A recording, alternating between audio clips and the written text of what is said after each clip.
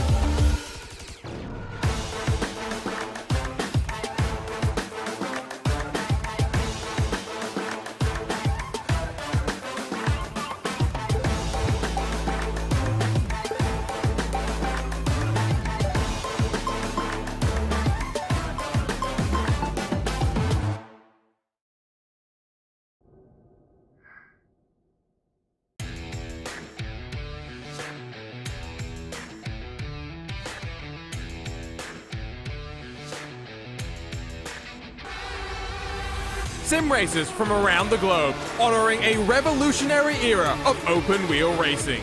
With a beast not easily tamed, roaring around legendary circuits at breakneck speed. When engineers and drivers push boundaries, sometimes too far. When heroes muscled roaring beasts wheel to wheel around the hallowed ground.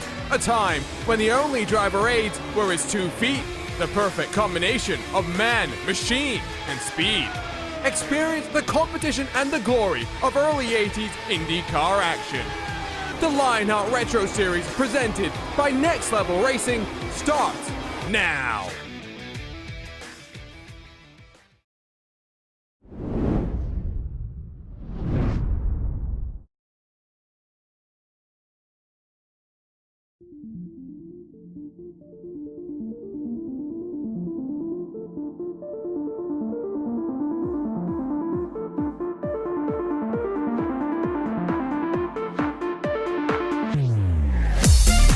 "77 days ago, the Lionheart Racing Series saw its closest ever championship finish. After 10 months and 18 races across the globe, the Lionheart Retro Series ended with teammates Aaron Morgan and Matt Taylor tied on points. Amidst the chaos and the confusion, Aaron Morgan emerged victorious on countback to be crowned the 2021 Lionheart Retro Series champion.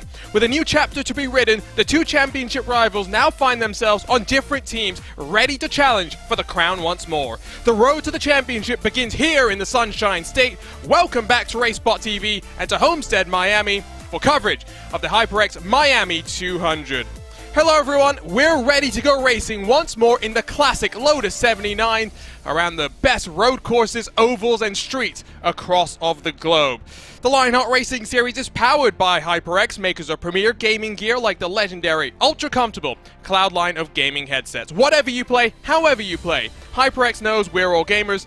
And my name, again, is Arjuna Kenkipati, back for another season alongside a driver that was racing 12 months ago here at Homestead, Miami, DJ Clark. Let's dive straight into our next level racing pre-race show because DJ, championship runs begin here. In the real world, when stock cars used to come here to close off the season, championships were defined here. Very different though, and you think back to the race that we had last year, plenty of chaos and carnage, and guess who emerged on the podium 12 months ago? Well, I think that would happen to be me by happenstance. But yes, this is a track that is one that you really have to read over the course of it. It's not a simple point-and-shoot oval, something that is big and long. It is a very, very different track to anything else these drivers are going to face, and it is one heck of a way to start out the series, Arjuna. We've got 3 races in the month of March, and a season that spans across of 2022. Once more, we'll finish at Auto Club Speedway in December, but a long way to go.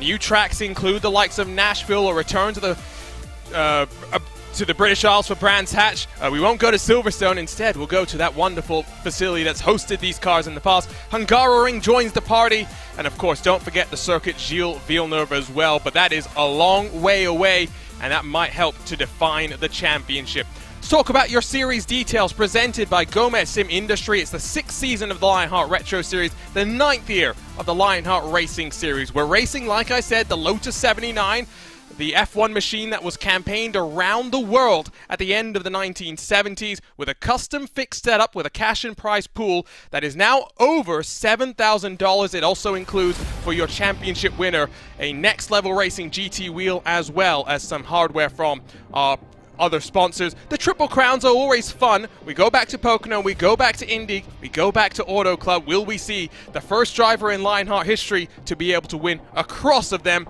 Important to note, your defending champion Aaron Morgan is only on a part-time schedule this year.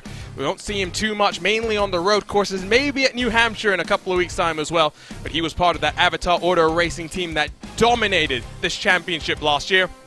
Slightly broken up, still have Michael O'Brien as well as Matt Taylor working together, but a very different team now looking to try and assert their dominance once more. Here's a look at your event details presented by Moser Racing as we return to the Magic City where this series began in 2017. In the 5 years we've been here, we've seen 5 different winners, and pole position has never entered HyperX victory lane. It's a track, DJ, that we do expect a number of cautions to come out. Lowest number we've seen on a couple of occasions was 4. Indeed, and that's really because of the multi-groove racing that we tend to see around this track. Watch for early on the middle and high grooves to really be preferred, and then as the race goes along, we get that low groove starting to come in a little bit more as the track rubbers in, so we could very easily see 3, 4 wide by race end. Race is finished under caution once, and look at that margin of victory. Get your cameras out. Only in Season 1 was the margin greater than 1/10 of a second. We've seen finishes down to the 100th the last couple of years. Sage Karam won last year in a string of form that really saw him dominate and basically pencil himself in as your champion-elect before things started to go wrong for him. Sage Karam left the championship midway through the year and opened the door for a new champion to be crowned. Well, DJ, let's say hello to everyone watching on RaceBot TV, on ESTV as well. Let's talk a little bit about what this series presents, right? Because IndyCar, we know what that's about. Different challenges and adapting to that. This car was about Formula One when it used to get raced. But here in the Retro Series, we throw all sorts of things at it, and very much like you do see in American open wheel racing, you got to be adaptable, to be able to come out on top. Yeah, you really do. It is very, very similar to the IndyCar series in the fact that we're going to go to road courses, street courses, short tracks, super speedways, absolutely everything. And one of the things that makes this series so spectacular to watch is you see some of those specialists that really start to shine here. You'll see some guys that absolutely dominate on those super speedways and maybe struggle a little bit when we get to the tight and twisty confines of Long Beach. And that is why this is such a long championship. It is so crucial to just try to maximize your points. You're not always going for a win in this series, but you want to just have a good average across the board. Aaron Morgan knows that better than anyone. He was very much a road course ace who managed to secure some good points on the ovals as well, but ultimately his championship was all down to that road course pace at the end of the season. We caught up with him a couple of nights ago. You won't see him racing tonight. We'll learn more about that right now. It was the closest title finish in Lionheart history, and it came all the way down to the checkered flag and then 20 minutes of confusion after that. But Aaron Morgan won his first Retro Series championship at the end of 2021, and he joins us now. Aaron, let's first go back to that final race midway through December and how things ended there, because it was you versus a teammate. Ultimately, you came out on top. Yeah, it was crazy. I really was not sure what was gonna happen there. I had some help telling me about like where I needed to finish, just to figure it out, so I knew if I needed to push harder or what. And I had to tell him to shut up because he kept giving me updates on the last like 3 laps, and I was like, no, wait till the last lap, and it just was chaos. And then the caution, it was crazy. Now, you're one of the drivers that actually competes in multiple series. How does that work for you? I mean, just this week, for example, you have both the IndyCar and the Retro Series openers, and they're 2 very different cars at the same track on 2 consecutive days. How do you prepare for that? Well, so usually last year what I did is I would go to the IndyCar Series practice race on Monday, and then the Retro Series practice race on Tuesday, then the Indy race on Wednesday, and then the Retro race on Thursday. So it was a really packed week and a lot of stuff filled in. But this year I'm only doing a partial season on Retro, and truthfully I don't even think I'm going to be racing this Thursday in Retro. I'm only going to be doing Wednesday, I think. It takes something weird for me to do Retro this week. But it's just a lot of time. And I guess now you want to focus on IndyCar, and I was just talking about this with Adam Blocker a couple of nights ago, and talking about how competitive this season is going to be, so I think maybe it benefits you to be focused a little bit more on just one of them. Yeah, it's going to be really competitive. I need to really start surviving these ovals again like I did the year before last, to that half a year in Indy where I could survive and get top 10s on ovals. If I can do that, I think my point standing will go much higher, and I really want to focus on that. The main thing though is just like my free time. That's why I'm doing a partial season, is because I felt like I had a lack of free time, and I wanted to open that up so I can spend time with my family more. And being able to decompress, I think, is more important than people realize. The mental side of sim racing is so paramount.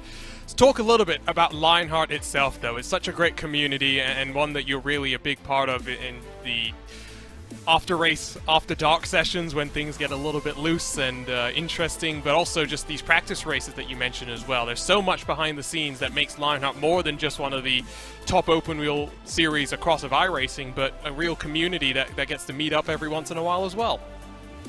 Yeah, I love everyone that's in this league. Like I said it after the race in December, like, iRacing isn't my hobby, Lionheart is, because it's the only thing I do in iRacing now, and I'm happy that it's like that, because I can hang out with a bunch of friends afterwards. I can hang out with them. There's a lot of time we've been spending in the off season together. Less so with me, truthfully, because I've had stuff going on with changing jobs and stuff outside of online life. But it's a great community. I'm proud to be part of it. It's so much fun. It's just great guys. So let's talk about expectations first for IndyCar, and then we'll dive a little bit into Retro. In terms of the season, I think we've got 6, maybe 7 drivers who have a potential shot at finally stopping Adam Blocker. For you, do you have a championship aspiration in mind, or, like you said, focusing on the oval, surviving there, and continuing to show the good pace that we've seen from you on the road courses? I think my expectations, I'd hope for a top 5 in points, it's a big ask because, like you said, if there's like 7 or so people that can topple Adam, and I don't have championship aspirations, then how can I beat any of those guys that have those aspirations? But I don't know. Last year I could get in the top 5 consistently on the road courses, and the year before, and last year when I survived on ovals, I was in the top 10, and I think that alone the consistency could put me into that top 5, and that's really my goal this year is hopefully a top 5 in points. What about then in this Lotus 79? You say partial schedule, but we're going to see you, I'd assume, for plenty of the road courses. We're going to some really fun ones that we went to last year, of course, but the addition of the Hungaro Ring, I think, is really one we're looking forward to. We'll see you around for the Triple Crowns as well, or are those something that you're not going to be able to make? I might. I gotta look at them as they come. It's definitely road. Retro, I want to get the road championship again. That's my goal there. Not a hard goal, because if I'm not doing it full time, I won't be too bummed if I don't get it. But that's what I'm hoping. I'm also going to do a few just ovals that I really like. New Hampshire, Gateway, those are ovals I love running anyway, so we'll do those. Well, even if you're not racing then to start the season, we'll see you at New Hampshire then for round 2. Thanks for joining us, Aaron. Congratulations on the championship, and best of luck for the rest of 2022. Thanks, man. Well, we are ready to get underway with the first race of 18, and what a roller coaster we've got in store for us here in the Sunshine State. Qualifying rolls its way underway. About half the time has already expired. 5 minutes, 2 laps. The track is to yourself. The pressure is on, and just like yesterday in the Lionheart IndyCar Series opener, where the top 15 were separated by just about 1/10 of a second, that's what we're looking at here as well, DJ. The top 17, in effect, split by 900ths of a second. The margins in qualifying, they're so fine here. They are indeed, and it goes to show you just how well these setups are suited for really everybody's driving styles to make everybody be able to get the maximum out of the car, as well as just the outright talent here that exists in this Lionheart Retro Series. It is absolutely incredible to see. And let's talk of the talent of this man. David Rodriguez showed pace when it came to the speedways, but really the question still remains, how did he save enough fuel in that race at Iowa? Car still under investigation. Adam Frazier has pumped himself up to 6th spot in that 88. Herrick on his Lionheart debuts up to 2nd himself. David Rodriguez, you saw him running up high on lap number 1 to build the momentum, build up the speed. He'll come down low this second time around and up to the line. It's a 29.114. It's 2nd place. Matt Taylor looks to put back in his back pocket the disappointment of last season. He's up there at the top of the field as well. And Paul Jenkins able to pop his way up to P1 as well. So clearly a lot to still be decided here. Just those infinitesimal margins making the difference. Just the slightest bobble, the slightest running of that left side tire over on to the white lines around this track. The difference between a pole position and maybe even 17th. Looks like just a couple of cars yet to set a lap time. Rookie Harden is rolling around right now on a lap time of his own, but the likes of Lionel Kalisto, Brett Accord, Matthew Schofield, and Brian Hoffman will not be setting a time. It's one of the biggest fields that we've seen in a while in this Lionheart Retro Series. Not the biggest we've ever seen at the Homestead Miami Speedway. That went back in Season 1 when 43 cars were rolling around the track, but we've still got 38 locked and loaded. Ricky Harding puts a time on the board, but it's only good enough for 34th. With that said, though, qualifying winds its way complete. We're ready to go racing under the sun here at the Homestead Miami Speedway. Let's go trackside to take a look at your starting grid for the HyperX Miami 200.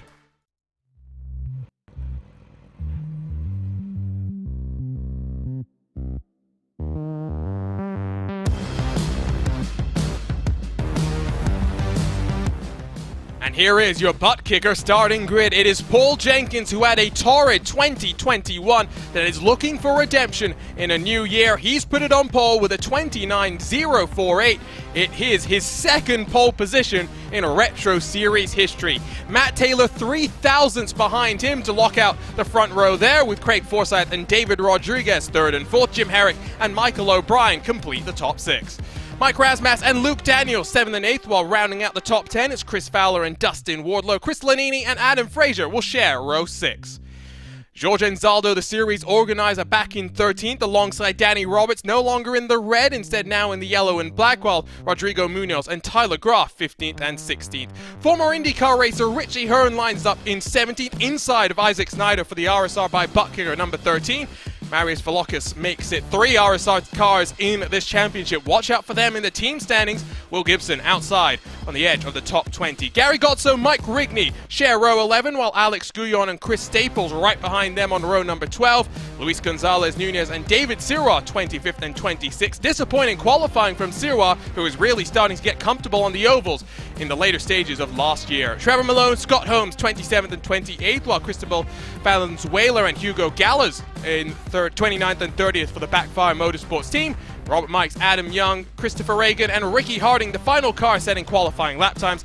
Lionel Calisto, Matthew Schofield, Brian Hoffman, and Brett Accord round out our 38 cars ready to roll here for what is bound to be a helter-skelter opening race. As always, we've got a plethora of cameras to take you around the track. We've also got some featured onboards to walk you through. Let's dive our way into them then, because starting first, it is the series organizer Jorge Anzaldo that carries the butt kicker on board. Sim racing is better with butt kicker. Visit buttkicker.com.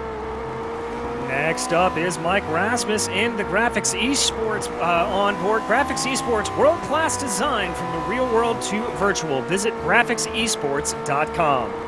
Then you have Alex Guyon, who is carrying the Moser Racing onboard, redefining sim racing. Go further, go faster with Moser Racing. Visit moserracing.com. And finally, Matt Taylor on the number 8 machine will carry the HyperX on board. Whatever you play, however you play, HyperX knows we're all gamers, and HyperX is always ready to game. We'll have featured onboards from those 4, but onboard looks with every single one of the cars in your field. 133 laps yesterday in the IndyCar series. We went caution-free. Can we expect that? Probably not, but what better way would we have to start off another year of Lionheart Retro Series competition? Competition, commitment, excitement. This is Lionheart, and this is the HyperX Miami 200, the start of the campaign. We're racing in the Sunshine State. And it looks like a very good start there for Paul Jenkins. Behind him, Taylor and Rodriguez trying to slot their way into line. Remember, a lot of those drivers, you don't want to get down super low here early. Tire temperatures need to come up to speed to be able to run that low line. It's much easier to go high. They're almost 3 wide back on the edge of the top 20. Single file at the front, scrambling for positions a little further back.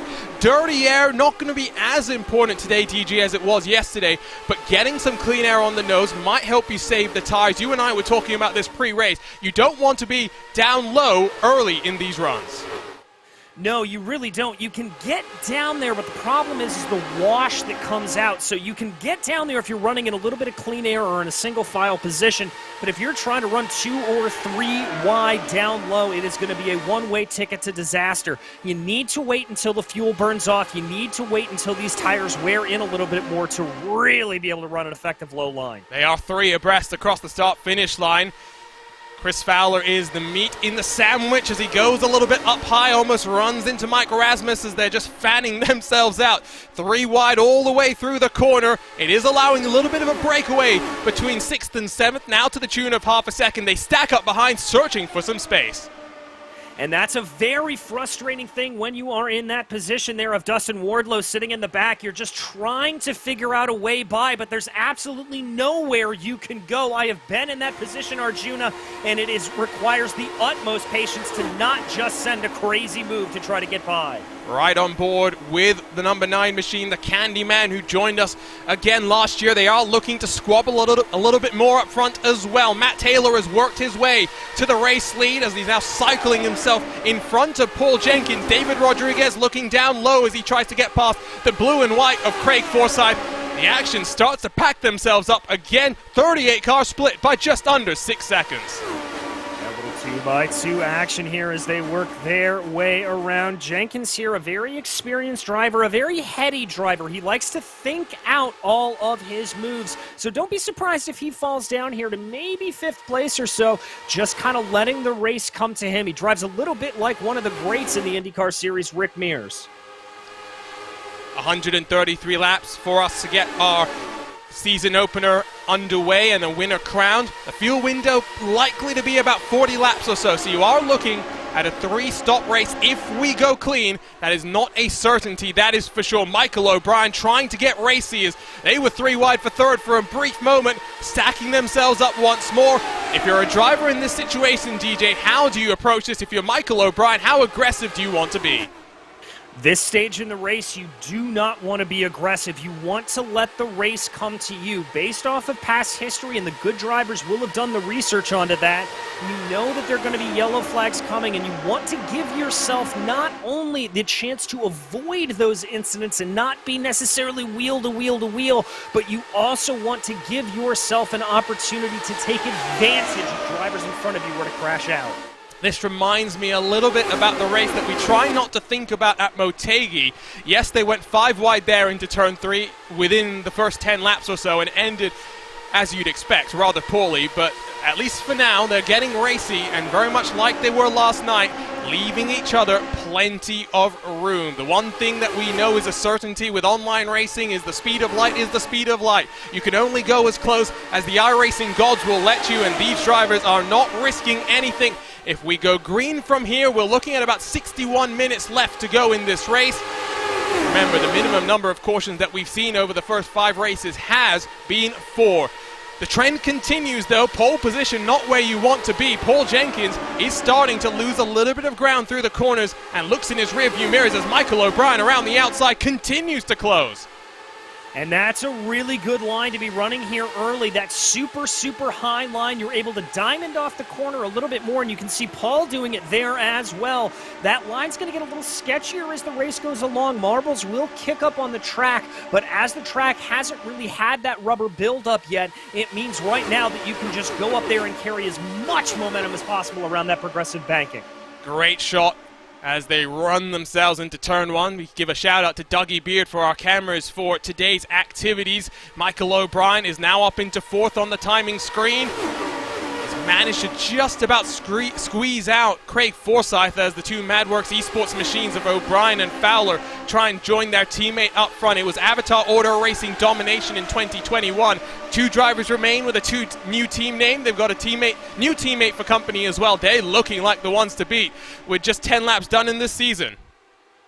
Yeah, they are looking very, very strong, and that team's championship will really start to factor into drivers' mentalities. They will be on the radio with each other, talking to one another, talking through strategy, talking through, you know what, I can't get by this guy, let him go by. That's one of the advantages you get in sim racing, is that direct communication with your teammates.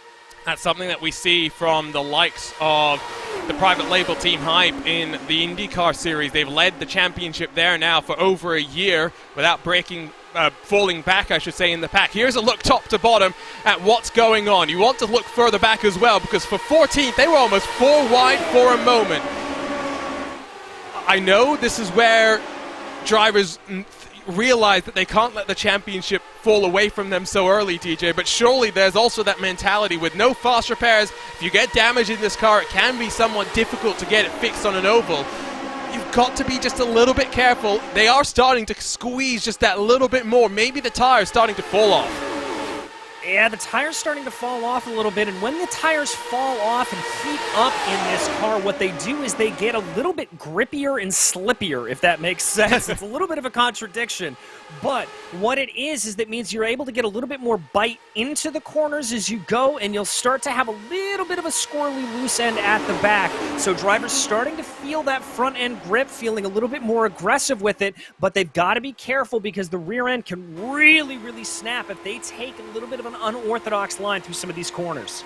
You do have to remember these are bias ply tires, so they were designed to last the full race distance. It means strategy in the pit stops is a little bit more interesting because you're not limited by the amount of time it takes to put on fresh tires. Instead, you're limited by how much fuel you want to put on. They are 2 wide, 4 rows deep with a little bit of separation, about maybe 6-7 car lengths back to the cars behind, but still this pack continues to rumble on. 37 cars now split by just under 5 seconds. One casualty though is Scott Holmes. We missed what happened to him, but already one car has fallen by the wayside, and Scott Holmes actually had a technical issue, so not even an incident has dropped him out of this race. That's just the unfortunate things that sometimes happen with online racing. Yeah, exactly. It's kind of the mimicking of mechanical failure that the sim doesn't have. That can just be some of your technical hardwares that you have on the sim side. As we continue to watch here, looks like the high line here losing a little bit of energy, little bit of momentum, just a hair though. Not enough to massively impact anything, but just enough to have them slip back into second or third. You see the two RSR teammates maybe working together to try and feed a little bit of draft to one another. Valakos is going to go down low, as on debut he sits in a rather comfortable 15th spot. In front of him now he'll have his teammate. You see all three of the green and black menacing machines sitting in a comfortable position. Up front they continue to go back and forth. The timing tower doesn't know how to keep up with everything that's going on, but at least now it does look as though Matt Taylor has been able to clear himself on Paul Jenkins. If he wants to go up high, he could, but the teammates all stacked in line, 1, 2, and 3 on the inside. I don't think they'll go up high just yet. No, I think that lower line is proving out well for them, and Jenkins giving them plenty of room. Now, that is the sign of a heads-up, respectful driver. As we get later on into this race, watch for Jenkins to move that line down a little bit more and try to pinch off the corners and prevent them from running up the track. But right now, there's really no need to be that aggressive quite yet. On board with O'Brien, as you see the hand inputs here. As a former driver in this series, how aggressive can you be with the steering, DJ, through some of these corners? Because in the IndyCar yesterday, we did see a lot of seesawing at the wheel, the car wibble-wobbling its way as it got a little bit loose. A lot calmer, a lot smoother through there as Fowler's almost up the track into Forsyth. Well, you have got to be very, very smooth. There's an old adage that I was taught when you first came into this series that the knuckles on the sim, you don't want your knuckles to really go past the first rivet. The smoother you can be through these cars, the less steering input you give, that's less tire wear, that's less abrasion, and that's less tire slip coming through the corners. And all that means is you are going to be able to go faster for longer. Ooh, that was a little sketchy there for the 20. Yeah, he's getting down to that white line, and I don't know if he's clipping the apron potentially where the banking meets the apron itself, or if he's just getting a little bit loose, but not looking as comfortable as he was a little bit earlier. We are halfway through the fuel window, so the balance of the car might have changed very slightly as well. The one thing that has not changed, if anything, it's closing in. 37 cars now split by 4.3 seconds. Pit road here, it's something that we saw yesterday, DJ. You have to come down on the access road, so you have to be low coming in towards turn 3 and commit early. It means it's a lot less risky out of turn 4 trying to get your car slowed down, but it means if you're up on the high line and trying to pit, you have got to find a way to slot yourself down inside. Yeah, and watch for some of these drivers on the high line once we move into around that 39-40 lap window to try to be able to get themselves down. They may sacrifice some track position in order to be able to do that in Arjuna. It's a very, very tricky pit entry. I can tell you from experience, it wasn't caught on the broadcast, thankfully, but a certain someone had a spin going down pit lane last year and somehow still managed to end up on the podium. Oh, you shouldn't have told me that. I'm not going to let you forget it for the rest of the evening. Chris Lanini, though, goes to the middle as he tries to clear both Michael O'Brien on the inside. And I believe that's Tyler Graf outside as they're 3 wide for 5th position. Graf in that 98 machine runs up high, ripping that outside groove, using the banking to arc himself off the corner. Craig Forsyth, got a great run as now Lanini's going to slot himself up high. I'm trying to figure out how many cars are split by a second. It's about 15. This is great. 24 laps, and I'm knocking on the wood around me, hoping I don't put a commentator's curse down on these drivers, DJ. They are putting on a show to kick things off. Yeah, they certainly are, and you saw that a little bit of a restrained regression there from Craig Forsyth. He thought about diving it down to the middle of Paul Jenkins, making this 3 wide, but recognizing that he's in a good spot right now. You're up in this leading group. Do not go too aggressive too early. Let the race come to you and let those aggressive moves fall in the last 30 or so laps. Let's talk about your movers and shakers. There are cars that are up 5-6 positions, includes Chris Fowler, Chris Lanini. Your biggest loser, at least for the time being, is Jim Herrick, who after qualifying up there in the top 5, a great showing on debut, is being cycled out of the top 15 and in fact is trying to hold on to 16th with Adam Frazier, but losing that battle at least for the time being. Rodrigo Munoz has also lost 8 positions, not an ideal start for him. Razmas, after being involved in the championship fold last year, he's lost 6 to start things off, but we know that Razmas will be consistent over the course of the season, no matter where we're racing, short ovals, speedways, the intermediates, or even street courses or places like the Hungaroring. Expect Razmas to be in the fold. Looking at the schedule, DJ, I mean, you and I chatted a couple of days ago about what we're looking forward to here. Hungaroring and the Circuit Gilles Villeneuve, 2 new road courses to the series. 2 very different road courses to the series, but both are immensely challenging no matter what car you're in. Exactly. One that really puts a high emphasis on top-line speed, being able to get that launch off of the corner very well in the Circuit de Gilles Villeneuve, and then the Hungaroring, which is really just a track that is so utterly technical that I think is really going to showcase some of the best drivers here on the roadside. I'm very much looking forward to those 2, Arjuna. Does it make you wish a little bit that you weren't up here in the commentary booth, you were still down there and doing some racing? Not necessarily, because I know for a fact around the Hungaroring I would probably be in the wall by about lap 3, so I'm happy to be up here calling it. You started your season off, it couldn't have gone any better on the podium, but unfortunately, and I hate to say it, it was downhill from there, but also a testament to the quality of racing that we see here. The yellow flag flies for the first time this season, 29 laps into this race, and that looks like about 8 cars that were mixed up in that one. That's the RSR by Butt Kicker car that's upside down on somebody else, and the caution is out for the first time today. Oh, looks like a little bit of over-aggression there in the back. Potentially, we'll have to pull up a replay and figure out exactly what went wrong here. As you said, oh, just a little bit of a tap, I think, drifted up. The 23 did there, and that just sent everything off into a domino effect. Let's see if we can get a better look from up above, and we'll go super slow-mo as well. So slow this one down and see what happens. It looks like maybe just sliding up the track was that 23 car. Now, Valukas is a name I know from the road courses more than anything. He's got some experienced teammates to help him out, but I wonder if maybe his first time in... Oh, he flips over a car there as well. His first time racing this machine on an oval has caught him out. We'll try and pick up another replay of what happened, because one car into the fray, where did the rest of the cars get mixed up? Because there was a couple more that I think Luke Daniels, for example, he got mixed up in that one. We'll see if we can jump on board with some of these drivers. Here we are right now on board. Oh, nowhere to go for Luke Daniels. Just a hapless passenger there as Valukas was spinning out in front of him. Very, very tragic there for him. Jumping back here to Brett Accord. This is another driver that looked like he got caught up in it. You can see the smoke starting to play.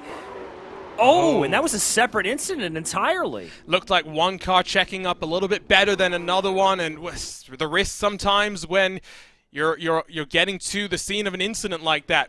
Rolling off a pit lane, though, the entirety of the field, of course, given that we're only, 10 laps away from the first cycle of green flag stops, will work their way down. 38 now likely becomes 31. Lionel Callisto, I don't think I saw him getting necessarily tangled up in the initial incident, but he is still on pit road after about 30-odd seconds. Luke Daniels, Brett Accord, of course, we saw their onboard perspectives. Danny Roberts, Valukas, and Schofield, the other machines that have what it looks like to have a significant amount of damage repairs that are ongoing. All right, and now, Arjuna, this is going to set up a very interesting rest of the race if we continue to stay in these long green flag runs. Pitting here at about 10 minutes before the expected pit window, that opens up our next pit cycle at about lap 71. You take that out to another pit cycle, and it's going to put us at about lap 110. And so that means that we're going to have some drivers that maybe start to think about trying to eke out as much as they can and minimize the stops here. If they get another yellow, a couple drivers catch this right, we could see some alternating pit strategies that makes things very interesting. Now, it's not like what we saw yesterday with the Indy cars, where it was basically a fuel mileage race to the end, where you could cut out an entire pit stop. We are likely, though, to see, like DJ mentioned, some fuel saving. In fact, Richie Hearn has come in for a second time under the caution. I think just trying to get a little bit more fuel into his car. I don't hate that approach. Gets you topped up and able to think a little bit less about fuel saving. Lights are still on the pace car. At least one more lap under caution. Yeah, if you're able to, if you're in the back of the field, there's no real harm in coming in and just trying to get that little bit of fuel. It's what worked for Rodriguez last year at Iowa. That's how he was able to go on and win the races. He was able to come in and do that exact same strategy that we're seeing Richie apply right now. That's how he was able to eke out those couple of extra laps there. No matter who wins this race, we are looking at a first-time winner at Homestead. Jason Galvin won the inaugural race here to kick off Retro Series and its competition. Adam Blocker, the king of Lionheart, then in Season 2 came out on top by just over 3.5 hundredths of a second. Alex Saunders won under caution the year after that. The Sandman by 200ths. Sage Karam last year by 200ths as well. 5 years, 5 winners. We'll see a 6th born out of this time. In terms of your pole sitter, where does he sit right now? Paul Jenkins will start in second, so not the worst place in the world to be in. He was looking fairly comfortable up on that outside groove. Yeah, he looked like he was just settling in, Arjuna. He wasn't trying to push at all. He was comfortable up on that high line. And remember, that high line will save a little bit of tire wear. Now, Homestead's not a track that really eats up your tires, but if you've just got a little bit more grip at the end, that can pay massive, massive dividends when we get into these last 20 laps of the race. Well, the first caution is in the books. It has claimed the lives, or the cars at least, of 3 different drivers. The great thing about going virtual racing is there's no damage bill to be paid. There's no hospital bills to be paid either. You continue to truck along. But here we go, back racing in the HyperX Miami 200. Matt Taylor leads the way. A bit of a stack up on the edge of the top 10. Looked like Dustin Wardlow and maybe Isaac Snyder getting very close to one another. But single file restarts will mean that the field will stretch out before it will pack back up in. Here we go once more. Yeah, now Paul Jenkins a little bit in the catbird seat here. This is the first time we've really seen him be able to take lane choice, and he's going to opt to run high. Not nearly as high as we saw him running earlier in that first stint, but he still likes that momentum line, and it is paying dividends there for him as he is starting to close in on Taylor as they enter one. There's the view of how the pack is broken up right now. Remember, 37-odd cars split by 4 seconds just before the caution flew. Now it's 31, split by 6.5 seconds. So it will take a couple of moments, take a couple of laps before we get back to the 2-wide formation, up and down through the field. Don't want to fight too hard either if you're back in the pack right now, because that's just going to put you in a position to lose out. Still squabbling side by side. Craig Forsyth has a great view of the action. George Anzaldo looking to get down low on Chris Lanini. 2 cars that have worked their way into the top 10. And Zaldo makes the inside work. He's up into 4th spot. Nice job there for George. He likes to run that slider line a little bit. He and I were actually trading those lines last year on our charge back up through the field. It's a very effective strategy. If you know you've got a partner that you can run with, you dive the car deliberately a little bit lower than you would. You let it walk back up, and what you can do is leapfrog each other up on the straightaways to try to gain some momentum on the drivers ahead of you. Just on the outskirts of the top 10. A couple of battles starting to pick up in intensity. There you can see they're almost 3 abreast for, I believe it's 19th and 20th positions. That's Trevor Malone and Adam Frazier. We're watching, though, as David Siraz on the back of Isaac Snyder, Tyler Graff and Chris Fowler slinking back and forth amongst themselves. Up front, though, Paul Jenkins riding that momentum on the outside line. I think Matt Taylor lost the lead. Paul Jenkins retakes the point. Oh, yes, he does. A good move and a power move there around the outside for George Anzaldo as well. He's going to try to move on Craig Forsyth here a little bit. Anzaldo looking very, very feisty in these early stages. Didn't really see much of him to get this race underway, but the series organizer now gets his game face on. Almost 3 wide as the Candyman elects to back out of that one for now. Still, Paul Jenkins and Matt Taylor trading the lead back and forth. I believe it was Taylor at the line this time by. And it's closing, but it's very, very slowly. A bit of separation between various packs. We might see a little bit of lap traffic play a factor if We get a nice little green flag run under our belt, and what does a green flag run mean? Green flag pit stops. We've talked about the difficulty of slowing yourself down and getting to the lane. The other thing to consider as the Candyman again looks to the middle before backing out of that one is no pit limiter on these cars, DJ. Yeah, you have got to be very, very careful with your right foot not to be too over-aggressive with it. We've seen many a times drivers fall afoul of it. There is a little bit of wiggle room on either side of the limiter, kind of an understanding that you can't be absolutely perfect, but drivers have to be very, very careful of it. Intensifying up front, but still plenty of battling back in the pack. We're not watching the battle for 6th. We're watching the battle currently for 4th, where George Anzaldo's trying to hold on as Jenkins and Taylor in front of him continue to squabble amongst themselves. Also looking at Will Gibson, Ricky Harden, Jim Herrick, as here comes the Candyman.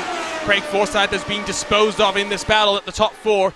The Candyman ducks down low and might even be able to get the run off the corner. Jenkins squeezing Taylor like he was talking about slightly earlier. He's finally starting to get those elbows very slightly out. Yes, he is. I'm a little surprised he's doing it this early, but I think just a little bit of frustration here. Definitely pinching a little bit on corner exit. That is what I talked about, the difficulty of running that lower line, is the car's going to want to drift up the track until the track has fully been rubbered in, so he's got to be a little bit careful there, and by doing that, what he is actually making Taylor do is back out of the throttle a little bit and lose a little bit of momentum down on that low line. Wardlow has cleared Anzaldo at least for a moment. Using that momentum that the outside will give you all the banking here at Homestead, Anzaldo will power himself back into position. Let's talk very quickly about your track conditions. Yesterday we were racing under the light, so it was a cooler day overall, not just in the air but on the track itself. But because we're racing just into the sunset here, it is looking as though the 40 degrees of track temperature are going to wear the tires a little bit more. More interestingly, though, is the 14-kilometer-an-hour gusts of winds that will be pushing these cars around the track. Yeah, and these cars not nearly as aero-dependent as their bigger brother Dallara IR-18s. Obviously, the majority of the downforce in these cars generated by the ground effect, the Venturi tunnels underneath the cars. But there is still some topside aerodynamics that they're going to have to worry about, and they can be very effective. The gap now is up to 1 second between 11th and 12th. They're still technically within the drafting range, but if the lap times continue to trend the way they are, they will start to lose ground to this lead pack. A peloton starting to form as almost 3 wide for the lead. The Candyman has gone up high, and he seems to have found just something in that car. No in-car tools, no front and rear ARB or weight jacker. It's a fixed setup. It's all about your 2 hands and your 2 feet. Indeed, the only thing you can adjust in these cars is the brake bias. And when you are driving a super speedway like this, there is absolutely no braking, Arjuna. I hope not. Although, having said that, when you think of super speedway racing in stock cars, the thing that I still struggle to do is and it's something you hear a lot in the real world, is you don't lift out of the throttle. Instead, you drag the brake. You keep the engine in that right rev range to get the maximum power from it, and you've got to learn how to do that. It's very much a skill and something you've got to practice. Jenkins is clear though now for the lead. Robert Mikes looks to try and find a way down the middle, but he's going to get just ushered back very slightly. Taylor now still hanging that low line and working strong. Doesn't look as though the low line is gripping up as much as maybe we thought it would about a third into this race. No, I still think you're going to need a little bit more time. Look for it to come in maybe at about lap 60 or so. There you can see the drift up there from Taylor, that lack of grip on corner exit. He's now going to try to pick up a little bit of draft here from Jenkins, maybe try a move down low, but Jenkins able to carry that momentum along well. And this little triangle there, this diamond of drivers right here, Jenkins, Taylor, Mikes, and Wardlow, doing a really good job of just kind of figuring each other out, reading what the other driver is doing, trying to recognize if there are any weaknesses that they can exploit. And going back to what you said under caution, it's not like if you're any of those 2 cars out front, you're doing much fuel saving. The car that may be best positioned to do that might be Fowler, who's down on the inside. And Zaldo's not in a bad position, but always when you're up high, you're running the longest distance around an oval, so you are going to be compromised very slightly there. Now it must be noted as well, the gap is starting to come down. 12th has caught the pack in front. Isaac Snyder in 15th, still about 8/10 back from those in front of him, but that draft is playing a factor. He might be able to close as things start to stall out very slightly. Look at how close they're getting. Robert Mikes very much now has to watch out. If he goes too low, he'll pitch down on Chris Fowler. He goes too high, he's going to wash up into Dustin Wardlow. Yes, and you can see that big wiggle he keeps having coming out of turn 2 in particular. That is, I think, a result of exactly trying to prevent what you were talking about, Arjuna, making sure the car's not going to pinch or push there. Just very, very careful, and he's doing a great job to keep up the momentum. It's really, really hard to keep that car pointed in a straight line when the rear end starts to slide around on you like that. Where do you want to be in this lead pack, DJ? Up low, down low, or up high? Personally, I want to be in the middle right now. That is going to be the best area because there is a little bit of side draft that does exist in these cars, and you can really, really take it out. I know I was part of a charity race last year where we were racing at Daytona, and the best way to go was not to leapfrog, it was to side draft with people around. So you can definitely get a little bit of that side draft. I think Paul Jenkins right here, I like what I'm seeing out of Robert Mikes. I like this sort of heads-up play from him, and that middle line is the safest line. Do remember progressive banking here over the 1.5 miles of the Homestead Miami Speedway. 18 degrees down low, up to 20 degrees on the top of the racetrack. Mikes is loose once more. How did he hold onto that car? He will slide back in this lead group, but that was almost disaster once more. And look at him carry the speed into turn 1. That is just absolutely chucking that car into there. No big wiggle coming out of turn 2, and now it looks like Matt Taylor, Dustin Wardlow going to try to go into that middle spot there, and he's going to pull out ahead as Jenkins goes high. Is that getting your dessert a little bit too early in this race? 53 laps about to be in the books.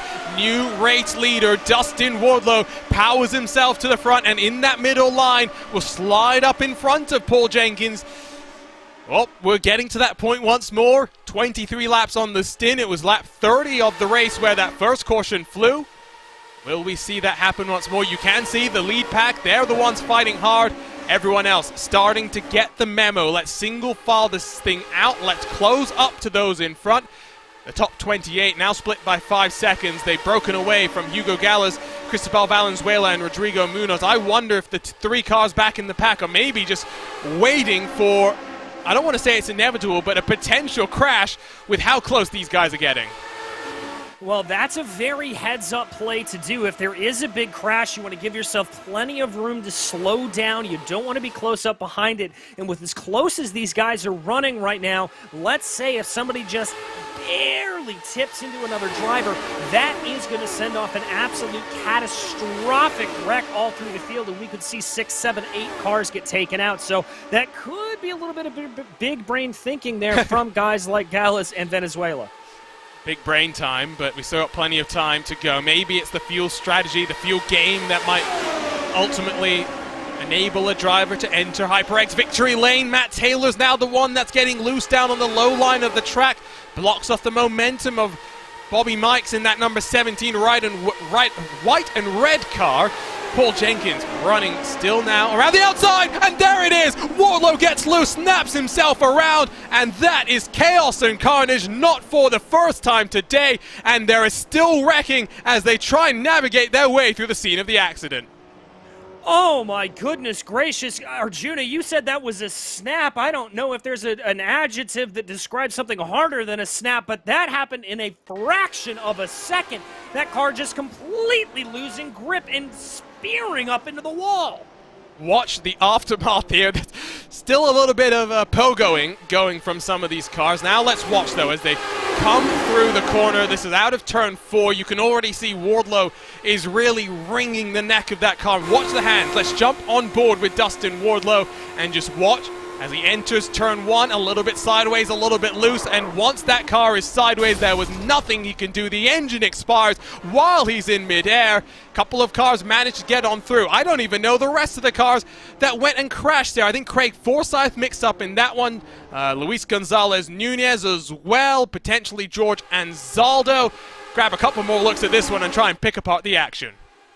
Yeah, no, you can see that slow slide start to develop. It's very common to see in these Lotus 79s. There it is. He tries to catch it. It comes back around on him again, and then he puts a little bit too much into it there. Oh, the collection of George Anzaldo right there sends him flipping up into the air. You have one of the Vector by RSR drivers going completely underneath Wardlow there.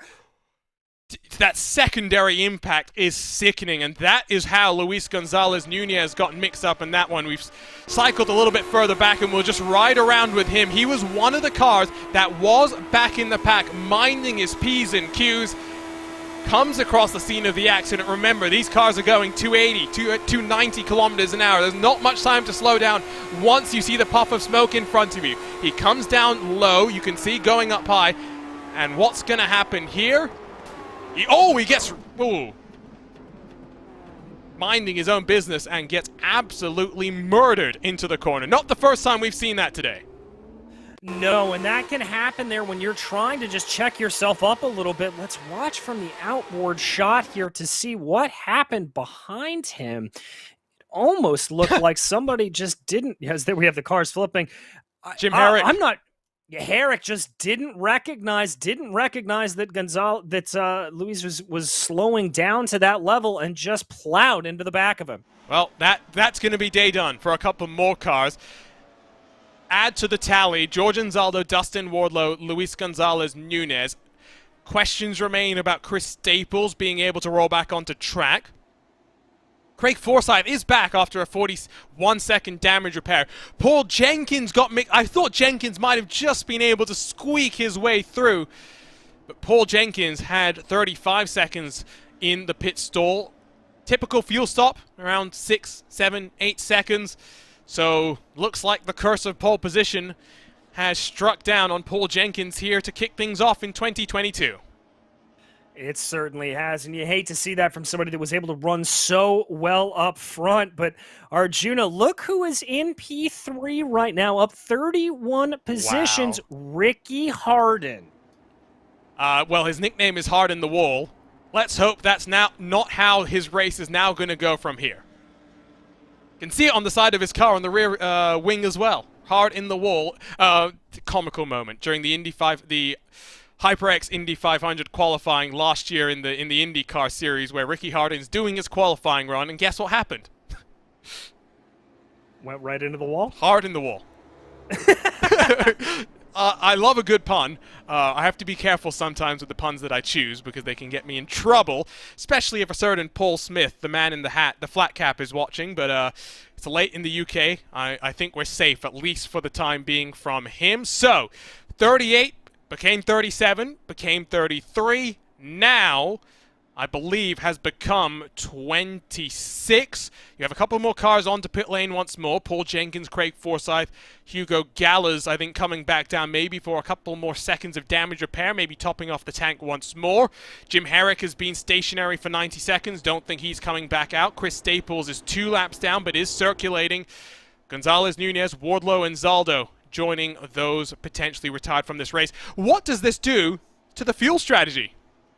It pretty much equalizes it, Arjuna. What this means is they should be able to go to about lap 100 on this current tank of fuel. Everybody comes in at about lap 100. Getting to lap 133 should be a walk in the park.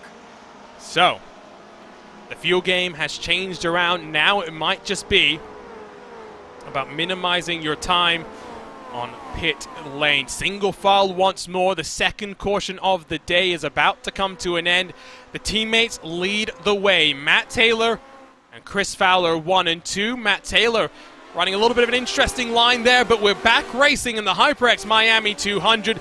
This is a much closer restart to what we saw about 30 laps ago. Yes, it is. A little bit of a look down to the inside for Ricky Harden, but Fowler shutting the door. Harden going way up the track. I think he may have drifted up there, and that's going to separate him out. Yellow flag is back out. Who has been mixed up here? Ooh, there's a car upside down on its roof, bouncing back up and over. I think that was Cristobal Valenzuela. Yes, it is. Gary Godso, the other car mixed up in that. Cautions breed cautions, and that's what we have just seen. Oh, and I think potentially Gary Godso loses that by himself, and Valenzuela is the one coming up on the scene of the accident this time by and can't lock it down. Right on board with the number 3. All right, so here he comes into the corner. A little bit of a blink there ahead of him. Brings it in. Tries to just drive the car down the track a little bit. And Godso in that Gordon Johncock liveried car, just absolutely losing it. And then you were right there, Valenzuela, just a hapless passenger.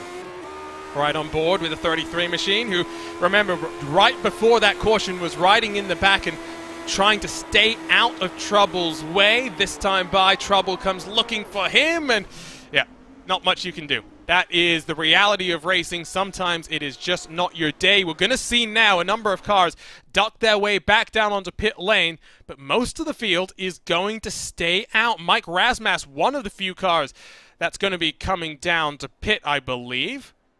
Interesting call from him because he was up there in the top 10, and indeed, he's the only one in the top 20 is cycling their way down onto pit lane. There's a car rolling very, very slowly. Who is that? Oh, no, they're back up to speed now.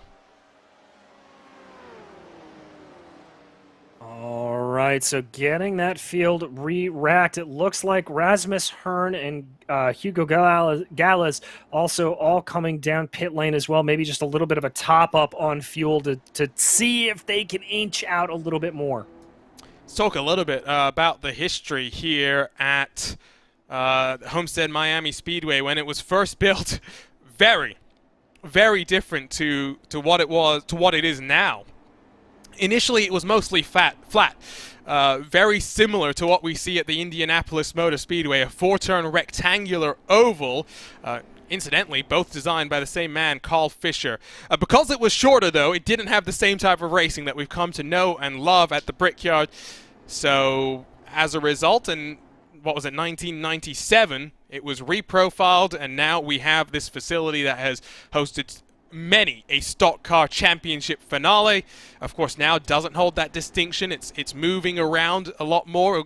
Most recently held at Phoenix, where we'll go racing in a couple of weeks' time. What a facility it is, though. It's a shame that the stock cars don't run here anymore, because this is the track, especially in those big, heavy cars, DJ, where if you understand how to run up high all the way with that wall, you can see there the amount of black marks on that wall. The ability to run up high can win you a championship. Yeah, it certainly can, and I, for one, was very upset that they stopped running here, because I always loved watching those stock cars run this place around. It is a, frankly, unique track in the field of intermediate ovals. It is 1.5 miles, but it's not like one of the D ovals that you've seen. Used to be the mini Indy format is what they used to call it, obviously changed to its current configuration. And Arjuna, it seems like every time we come here, pretty much no matter what series you bring, it always brings some fantastic racing. Oh, it does. And no matter if it's sunset, afternoon, night, always just manages to deliver. We had a great race here in the iRacing IndyCar Open Championship, where it's an open setup, so, you know, a little bit different, but still some great racing. It's not easy to pass. You have to set that up, and fantastic place to race. A couple more cars ducking back onto pit lane. The lights go out, so we'll be back to green with 65 laps in the books. Go back to one thing that we saw on the replay with the incident for Gary Godso. Richie Hearn. Now, we love Richie. He is a fantastic guy. He's commentated on some Lionheart races in the past as well. But he's a man that has his own technical issues from time to time, and you were saying how hard it is to race with someone who is blinking in and out, especially when you're trying to go wheel to wheel.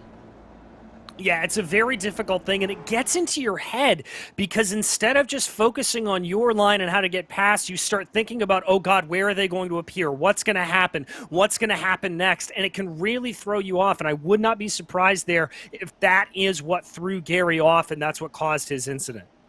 Remember, we're on the same tires that we started this race on because bias ply designed to go a full race, even with the slightly higher loads on an oval compared to what you might expect to see on a road course.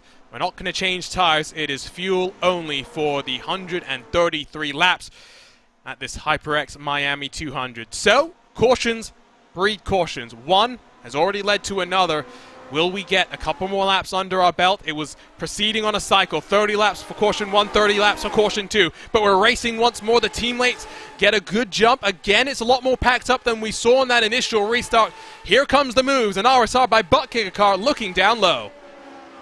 Looking down low, trying to find everything, but as you said, very, very spaced out, relatively single file here all the way around. A little bit of action starting to develop in the back as these drivers try to figure out what lanes they're going to want to like to run here.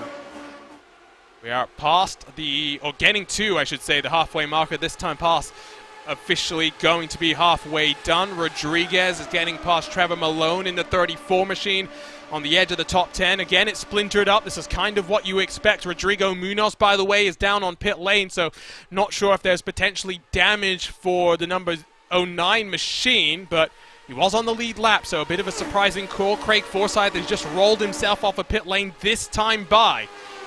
So plenty of things happening on pit lane. Two teammates out front, though. They've got some separation. 7/10 between second and third. This is what Fowler and Taylor would want to see. But how easy is it going to be for them, DJ, to run away? Well, I think what they may want to start employing here is a little bit of a leapfrog strategy. Let one by and then let the other by. Almost throw a little bit of a slider line back and forth to see if that can do anything. Now, I say that, but it almost doesn't look like they need to do it because they've already got a second gap all the way back to Harden in third. There you see the battle we're watching up on your screen is with Isaac Snyder and Chris Lanini just in front of him. Tyler Graff and Robert Mikes squeezing each other all the way to the outside wall. That gap continues to go up. Last time by, they were 3/10 quicker than second position. It's looking great for MadWorks Esports to get this 2022 season underway. Tyler Graff, well, a little bit of a chop down low. Robert Mike saw it coming and was able to let off the throttle, but it now opened the door for Chris Lanini to look down low. Isaac Snyder gets bottlenecked. They'll be 3 wide across the line. All right, they're going to be 3 wide. Let's see if those lines hold. It looks a little bit like Snyder's just opting to hold back there a little bit, wants to follow behind Robert Mikes to just pick up a little bit of the draft. Doesn't want to go too aggressive too early. Still a long way to go in this race. Already had 3 cautions. Remember, the minimum that we've seen over the 5 years of this series in prior has been 4. So if we can go green from here, would be a new marker to match what we saw yesterday. But again, even if we get another caution, it's been some fantastic wheel-to-wheel respectful racing. Plenty of action up front as now looks like Ricky Hardin is going to start falling back. Turn the attention to the top 15 where Will Gibson, Adam Young, and Alex Guyon are really starting to intensify things here. Now they are losing track of the cars in front. I'm not sure what's happening. That initial restart, maybe we've seen a couple of cars get some damage since then because the lap times and the gaps don't seem to be closing in the way that I'd expect right now. No, not at all. Taylor and Fowler just absolutely running away here from Tyler Graff. That gap is up to 1.3 seconds. That's effectively out of draft range, so they are able to run a race unto themselves. What a way it has been to kick off this 2022 Lionheart Retro Series presented by Next Level Racing. Still half the race to go. We got plenty of contenders still in the mix here. We're watching the HyperX Miami 200 live from the Homestead Miami Speedway. Don't go anywhere. We'll be right back.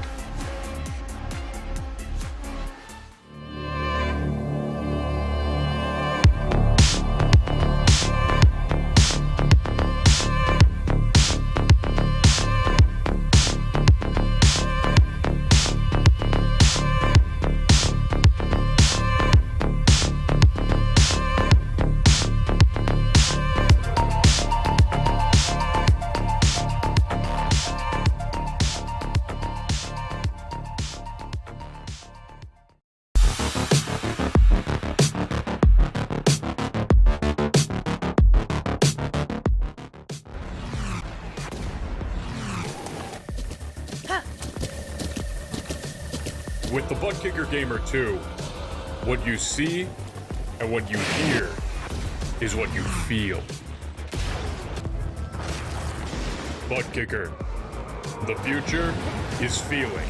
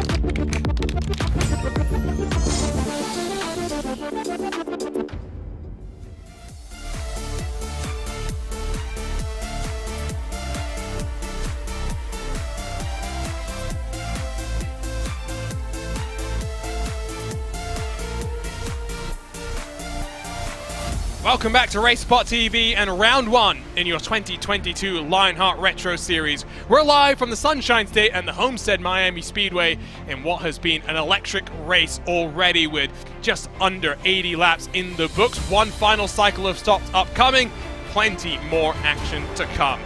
My name is Arjuna Kankipati, joined this year by the one and only DJ Clark, who 12 months ago did take a podium here. Talked about how he also had some issues on pit lane. We'll be hoping that if we get a green flag cycle, our competitors don't fall afoul of that one. Been an interesting race, DJ. We've had 3 cautions so far. The third one very quickly after that second one. But now it is starting to break up. The top 2 are working together, pulling away the rest of the field, trying to close on the teammates out front. Yeah, they're swapping positions back and forth to really be able to pull themselves away, and there you can see that gap starting to develop. Tyler Graff in 3rd place. He's been able to pull it down to about 1 second here, but he's going to want to try to get it in a little bit closer if he wants to really get that full draft, and Fowler and Taylor are going to be doing everything they can do to make sure that doesn't happen. They want to walk away with this in a team way. Fuel window is about 40 odd laps, so in about 10 laps or so, we'll be good to make it to the end. We might see some drivers think about coming in, but the thing to remember is this car is a rocket ship on low fuel, DJ. You want to run it as dry as possible, and that's why we typically see drivers really wait until the last possible minute before coming down to pit lane. Yeah, exactly. That's what they want to do. And the one counter to that is the car does get very loose. It gets very squirrely when it's on light fuel. It handles completely differently than it does on a full tank of fuel. And so you may see some drivers that try to counteract that a little bit, get a little bit worried about how it's going to feel on a lower tank, and decide to wait. So you've got the top 8 split by 2 seconds right now. There's a bit more separation than between Michael O'Brien and Chris Reagan to the tune of about 2.5 seconds. Then a bit more separation between 12th and 13th. There's plenty of action up and down the field, even though it's split up. And, well, yellow flag flies once more. Now, who's been involved in this one? Is that a solo car incident? Looks like Adam Young in the 12 has had an issue, and he is straight away taking the tow back to pit lane. Yes, he is. Let's go back to check out the replay here to see what happened. That's Young there in the center of your screen. Be a little bit defensive, it has to be said. Did he get a little bit of a bump? I think he did, Arjuna. Now, the question was, who was the other car? We didn't get a great look at it. We'll try and zoom a little bit more in. Looks like one of the rookies, potentially. New liveries for this year, so we're going to have to take a couple of laps, couple of races, excuse me, to get used to that. It's a 91 of Brian Hoffman, and I mean, it's fair to say that that was a bit of a reactionary block from Adam Young, but if we ride on board here, I think we'll see that maybe Hoffman just sends it a little bit too deep into the corner, maybe expecting Young to track out wide. Yeah, I think you're right there. He was expecting him to track out wide, want a little bit more of a slider line that you see typically around here, and just a bit of a miscommunication there. And okay, this is interesting now. We've got some alternate strategies firing off for pit stops. Your leaders opting to stay out, but guys like Rodriguez, Lanini, Rigney, Reagan, Bobby Mikes, all coming down pit lane. Now, I'm trying to do the math. Can you make it from here? I don't think you can. I think unless you're David Rodriguez, who still is under investigation for having a magic fuel tank and a fuel-growing tree in that car, I don't think you're good on fuel. We'll get back racing, what, lap 88, 89, somewhere in that threshold. You're pushing about 44 laps on the tank of fuel. That's a big ask. It's a big ask, but what I think these guys are banking on is maybe 2 more cautions to be thrown. If that happens and they're able to save fuel under yellow, I think you should be able to do it. You gain back about a lap and a half of fuel per caution period, so they just might be able to eke it out. And so we're going to have to watch in the back of the field here. I don't expect these guys who just came down pit lane to be necessarily fast, but I expect them to be smart and really, really careful on the throttle pedal. Now, we should expect Chris Fowler, Matt Taylor, Tyler Graf, Isaac Snyder, Michael O'Brien, Mike Rasmussen, all in about 12, 13, maybe 14 laps time. Reminder as well, you can follow along with live timing powered by our friends at Timing 71. Follow the best in the real and virtual worlds of motorsports by heading to timing71.org, or to get direct access to today's race, go to racespot.wtf/Indy. So I'm trying to peek. Lights on the pace car are still on, so we'll be back to green with on lap 89.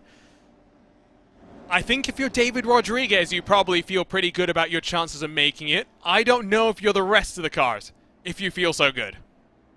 Yeah, I have to agree with that. Rodriguez is in the catbird seat, but the one problem's going to be is that he's going to have Rasmus right ahead of him, and Rasmus is going to be pushing. And as we said, these guys that just came out of pit lane, they're not going to want to push. They are not going to want to go for gold here. They're going to want to try to pull back a little bit and not really go for broke. So there is no other way of saying this, Arjuna. This is going to get interesting. Are you someone that likes to gamble on strategy, or do you like to play it a bit more conservative? I like to gamble. I like to see what I can do. That's Isaac Snyder who's going to come in. I think this is smart. You waited until the final lap to come down and take your service. Yes, you're running around under caution. It's a lap or two of running under caution, but that might be half a lap of actual fuel that you now don't need to save.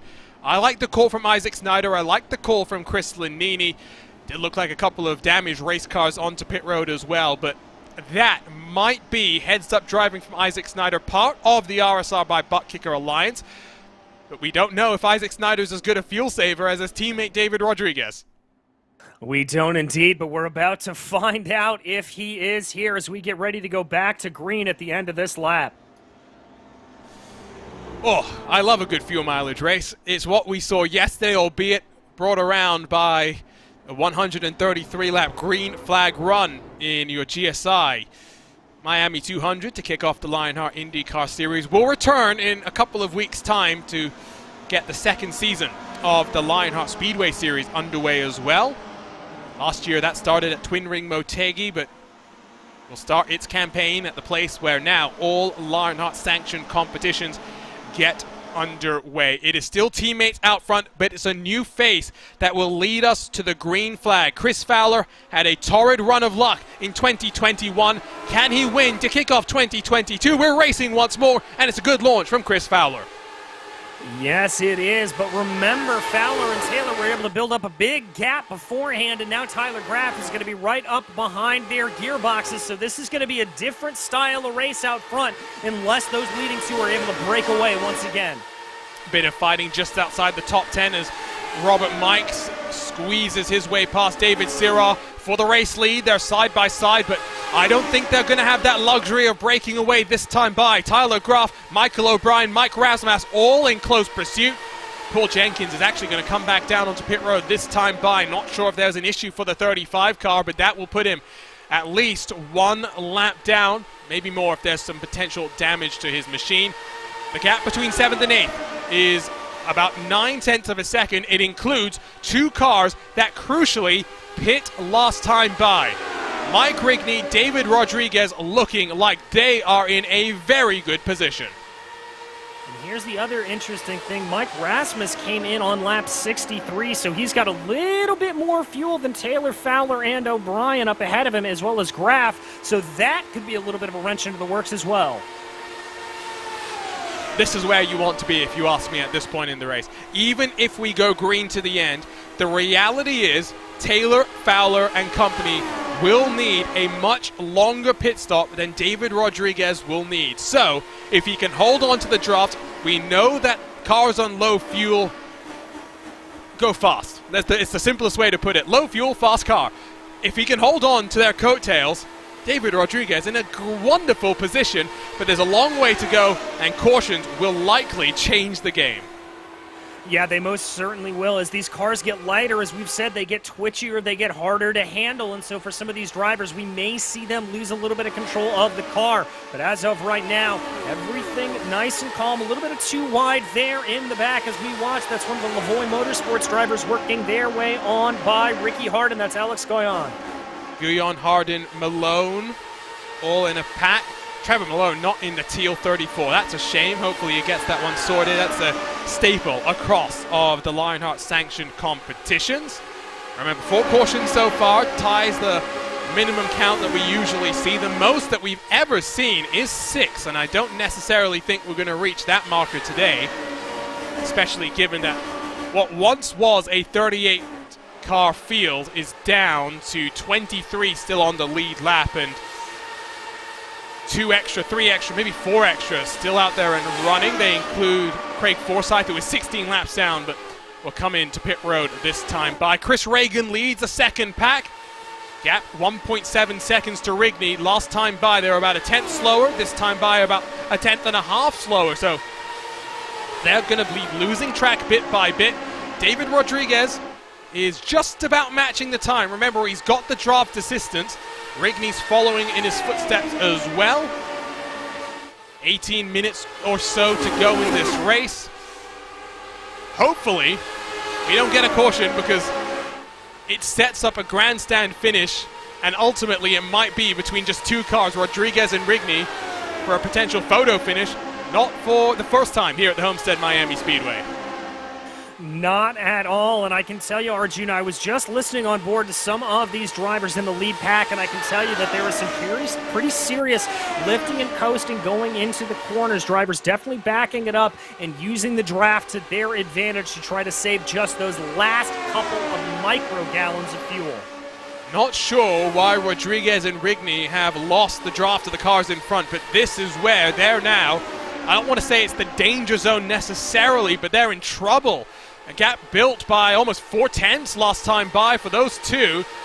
In danger potentially of getting reeled on in by Reagan and Guyon, who continue to go side by side in towards the corner. Reagan in that 19 is down low. Gap between 5th and 6th already up to 2 seconds, so they are shedding the time compared to those out front. This is what those top 5 wanted to see. Yeah, and that is a result of those lower fuel loads. As you said, Arjuna, the cars just absolute rocket ships here. They are really, really able to pull ahead, and we're not seeing a lot of battling, crucially, out of this top 5. They know what's at stake. They do not want to spend their time running side by side. They want to try to pull away as much as possible. Now, having said that, what we saw in that last cycle was that swap drafting might be effective. Now, the straights aren't as long, so it's harder to do that maybe as optimally as you can do it at some of the longer and larger tracks, but I'm not entirely surprised that that was a beneficial strategy. And it goes back to what you were saying earlier. Maybe the fuel saving has sprung to the forefront of the minds of some of these drivers. Matt Taylor, let's be honest, not in the ideal position to be saving any fuel right now. No, not at all. You want to be back in the position of Fowler, O'Brien, or Graf here, as they are able to just back off on the throttle a little bit more and let the natural aerodynamics of following behind one of these cars pull you along. Nice and steady at the front then. As, well, we're probably 2 laps, 3 laps away from seeing these cars duck their way onto pit lane, enter the top 10. Look at the mad scramble that's ongoing. Guyon is now single file as Reagan has managed to clear him, but Ricky Harden side by side with Lanini, with Schneider on the outside of Trevor Malone as they funnel their way into turn 1. Up almost 3 grooves, 2 grooves off the track was Ricky Harden down on the inside. Now, there was speculation that potentially a couple of cars that took damage repairs were taking tires, but given what we've seen from the pit stop times for the rest of the cars, DJ, we don't think that any of these guys have been taking tires. No, the only 2 that I think may have taken tires out there, maybe Richie Hearn, maybe Brian Hotham, as they were some pretty late times there, but most of these leaders, the pit stop times are not conducive to full tire stops. And again, we'll say it once more, bias ply tires. That's not something that we'd really see nowadays, but very much in the late 70s when this car was being campaigned around the globe. Something very much in vogue. 44 laps now for the cars out front. Matt Taylor still hugging himself down low. Now you have to commit there. Just when the white light clears itself, you have to get down to the access road that's inside of the grass through turn 3 and 4, so that will be the indication that cars are coming down to pit. They're not doing it just yet. The gap between Razmas and Rigney is up to a gargantuan 4 full seconds. And that is exactly what these guys need. They want to try to build as much of a gap as possible before they dive down pit lane. But I've got to be honest, Arjuna, I can't imagine them going more than about 3 or 4 laps past this. Remember, the last time most of these guys came down pit lane was lap 58. That is going to put them at about 46 laps, and we thought the maximum was going to be about 40. Something else to consider, though, is maybe why Rigney and Rodriguez are backing it down so hard is to join those cars behind. Maybe they need to do an almighty fuel save to make it to the end from where that caution came out. Maybe they know that you have to commit to the fuel saving early, DJ. You can't go at it late in the race and expect to make up the margin that you've lost out on. Exactly. If you start thinking about fuel saving even a third of the way through your stint, you've already thought about it too late. You have to commit to fuel saving right from the drop of the green flag. You've got to be constantly on it. That's how Rodriguez got that win at Iowa last time out. That's how you have to do it. Interestingly, Rodriguez and Rigney have swapped around. Rigney had led the duo for the first maybe 5-10 laps of the run. Now that RSR by Vector Machine, not 5 car lengths clear, but here comes Reagan, here comes Guyon, here comes the rest of the cars that pitted under that last cycle of pit stops. We're working closer and closer to 20 laps to go.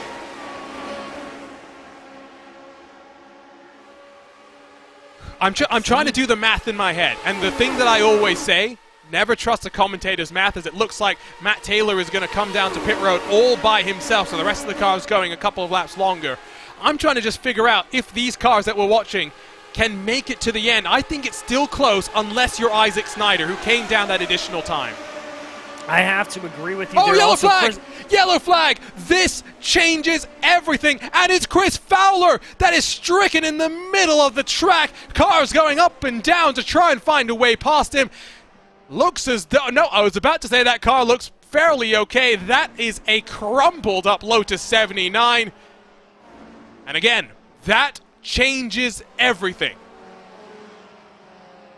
It certainly does, and if everybody decides to be safe here on a splash and dash, it's going to help Matt Taylor out wonderfully. Let's watch here to figure out exactly what happened. It was into the corner. Oh, he touched the white line. He got down too low and got onto the white line, and that sent that car spinning. Now, did his teammate Michael O'Brien make any contact with him? Jump on board with the man for the land down under and watch here into turn number 1. It's going to be close. if he got away with that, I do not understand how. Let's look from here. That car was already squirrely coming off of 4. Let's check again here. Coming up behind. There he loses it. He already lost it before he hit the white line. Oh! I think he got away with it. That is the iRacing gods smiling down on Michael O'Brien, who will lead the field onto pit road. A couple of cars will stay out there. Don't hate the gamble for Chris Reagan, I think might be a little bold. Lanini and Snyder stay out along with him, but if David Rodriguez is coming in, that's the indication that maybe you had to come in to make it on fuel. What this does is it saves Matt Taylor, who was potentially going to lose out because he was out of the lead draft. He was going to be by himself and would have to build up momentum by himself. Matt Taylor will sit in 4th, not far away from being linked up with his teammate Michael O'Brien. It must be said, though, for the MadWorks esports team, all 3 cars were sitting pretty, potentially trying to lock out the podium. One's gone. It's now left to the 2 of Matt Taylor and Michael O'Brien to carry the torch forward. Indeed, and this is really a position you want to be in if you were thinking about team strategy. You are on alternate strategies here, so if those drivers up front who are gambling here and staying out, if this doesn't work out for them, they still have the rear gunner in the form of Taylor that will be able to seize the flag and keep going forward. So now let's try and pick up where everyone has cycled out. Richie Hearn is back onto pit lane this time by, I think just maybe with his technical issue, trying not to pose a danger to others and cycle to the back and gather the points that he can. He will sit 19th, the last car on the lead lap. Reagan leads from Lanini, Snyder, and Taylor. Top 3 have pitted. Taylor the first car. Top 3 have not pitted, excuse me. Taylor the first car with no concerns about making it to the end. Rodriguez, O'Brien, Razmas, Graf, Guyon, and Rigney complete the top 10. Robert Mike's one car that we've seen be very strong today. He's down in 15th position. He's got a lot of work to do. Notice, though, how the field has been decimated. We started this race with 38. We're down to just 19 cars on the lead lap. Half the cars have fallen by the wayside. Yeah, and that is what can happen here, Arjuna. It's very similar to the race that we saw last time. Not necessarily a caution fest, but just when they come out, they take out a lot of drivers. Think we get another caution? Flip a coin, I think, at this point.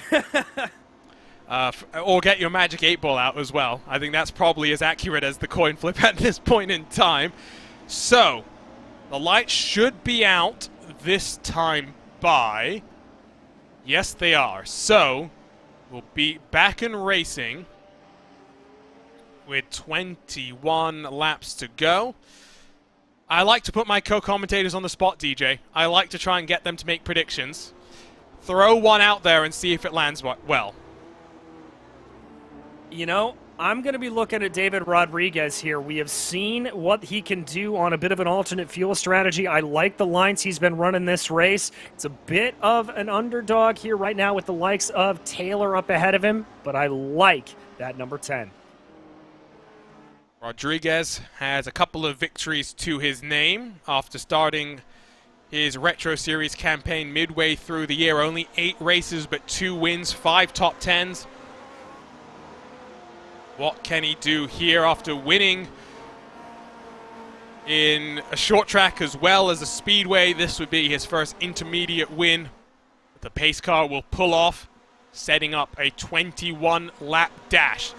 So the checkered flag here in the HyperX Miami 200. It's a new driver out front once more, and Reagan gets a good launch, and we're underway, hopefully, to see the checkered flag. They are packed up much more than they were from 10th on back, but a separation between first and second. Yeah, that's a good jump there for Reagan. He's got about 0.5 of a second, 0.6 of a second, but Lanini's going to be trying to close that in. A couple too wide there in the back as this field scrambles its way forward. Looks like just outside the top 10, you got Rigney, Fraser, and Malone all fighting for some real estate. There'll be 3 abreast as they come off the corner. Still 4/10. The gap out front. Ricky Hardin and Alex Guyon just at the front of your shot, leading the trio of 2 wide cars into the corner. Now the momentum builds up. Now the speed's intensified. The pressure is on. 20 to go.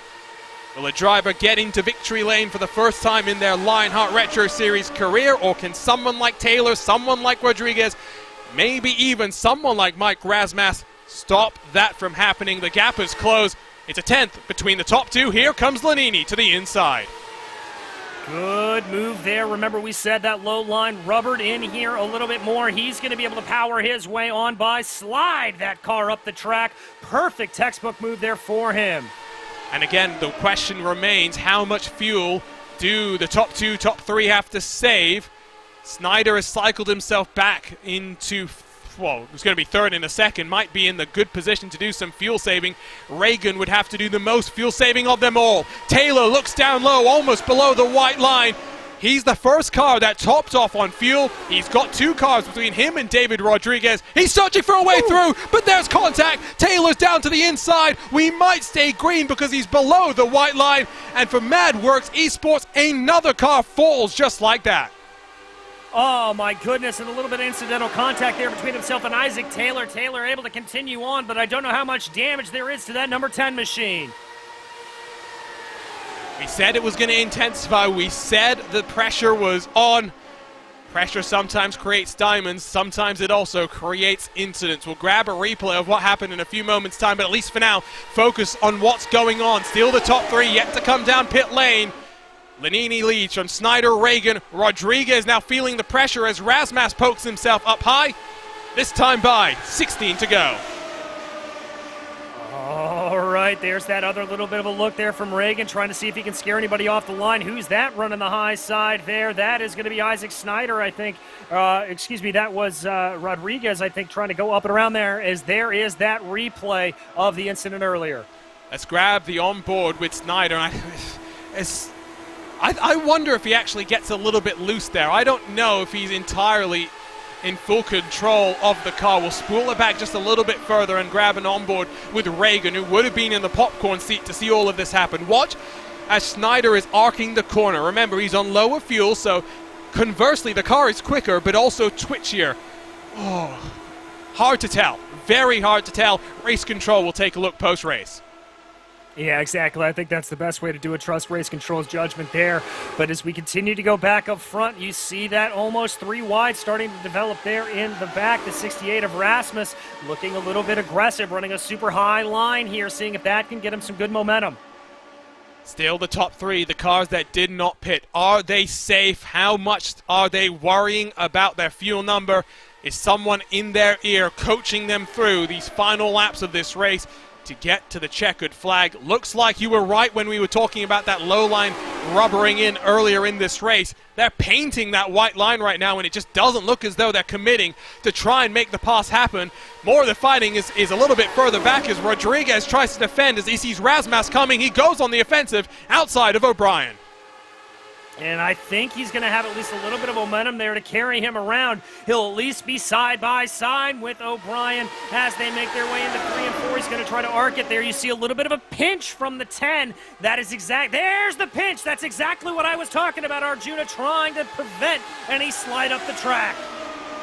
This is where you will get physical, because you know it's hero or zero at this point in the race. Rodriguez gets the run, though. Remember, progressive banking. He's not going all the way up. He's basically running the middle of the track, which might also prevent any cars from being able to get some momentum on him, but he's stalling out for the time being. Might be behind him.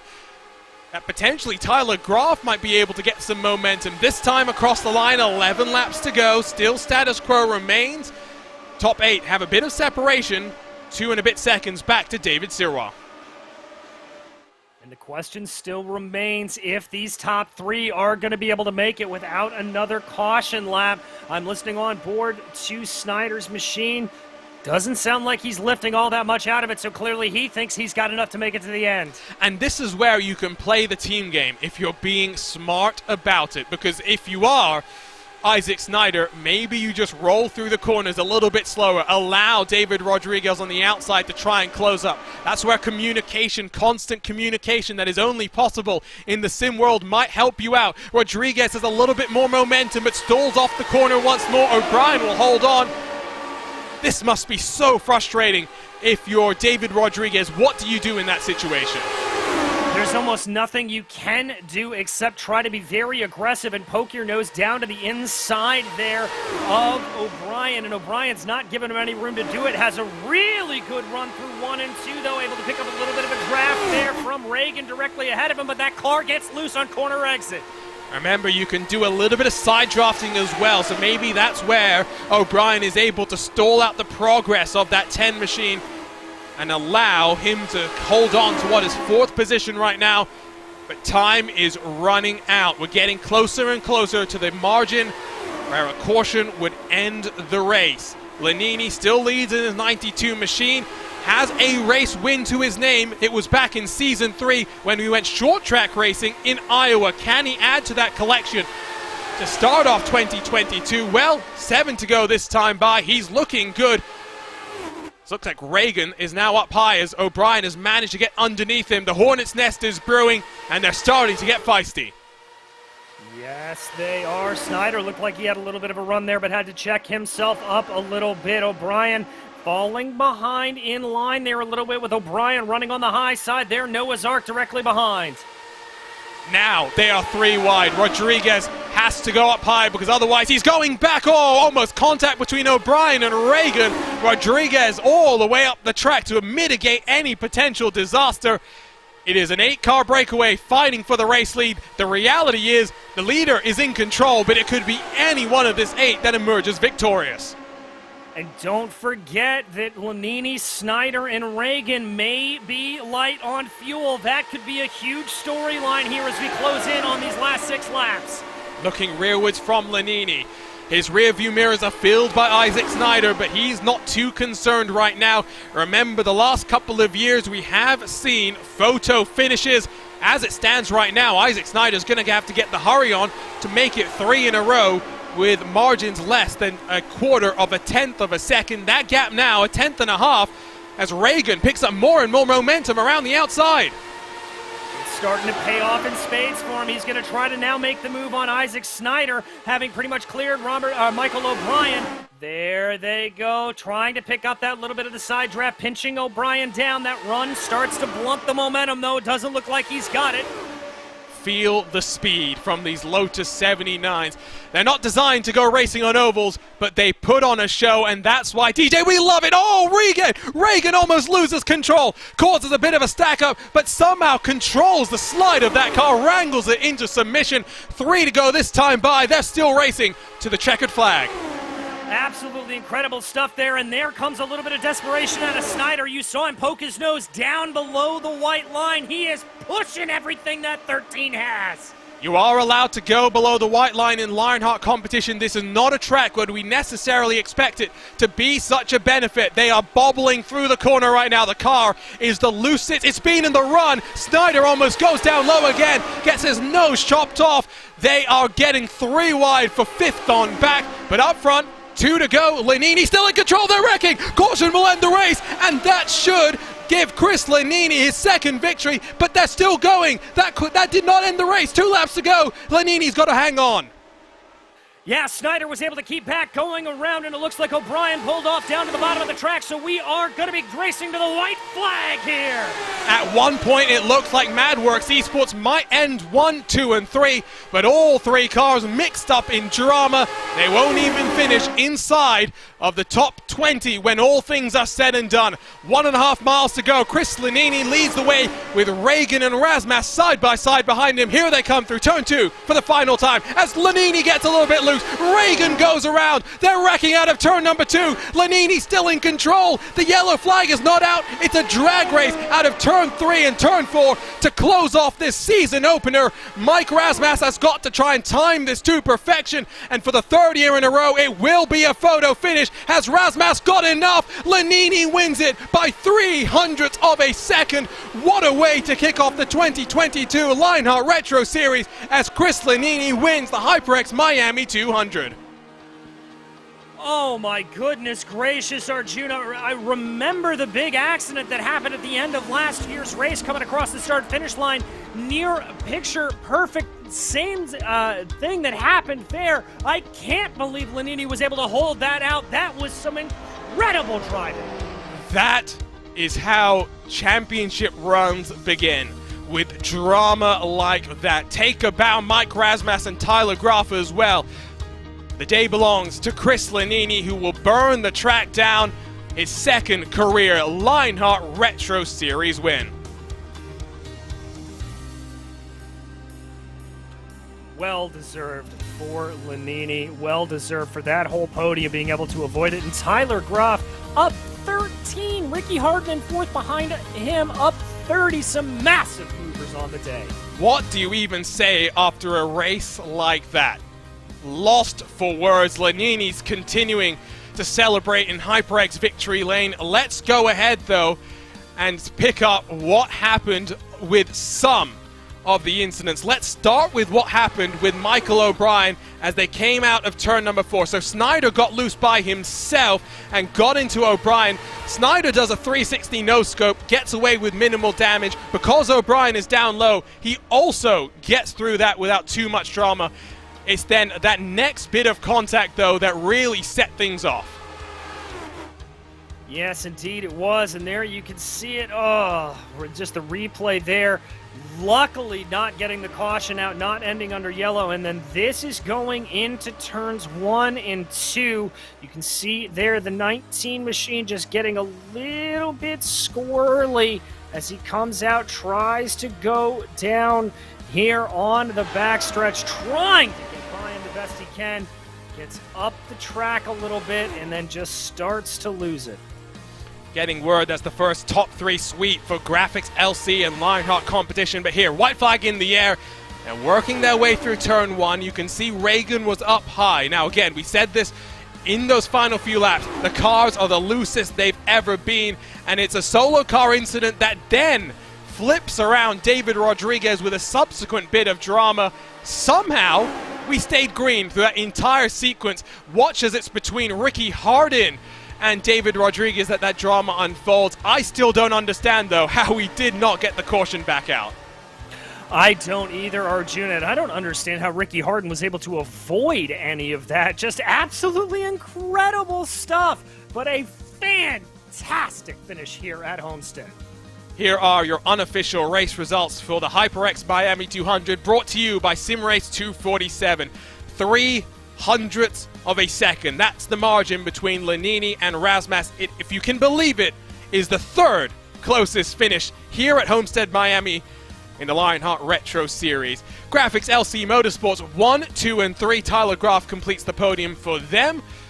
Good day for Tyler Graf, plus 13 from where he qualified, but one of the biggest movers, in fact the biggest mover of the day, is Ricky Harden in that number 7. He's plus 30. David Sirois, a good day for the 99. Not a good qualifying performance, but he's plus 21, continuing to build on the ovals. Alex Guyon makes it 2 of the Raven Lavoie Motorsports cars in the top 6 after a disappointing day yesterday in the IndyCar Series opener. Good redemption arc for him. Trevor Malone, Adam Frazier, Robert Mikes, and Mike Rigney complete the top 10.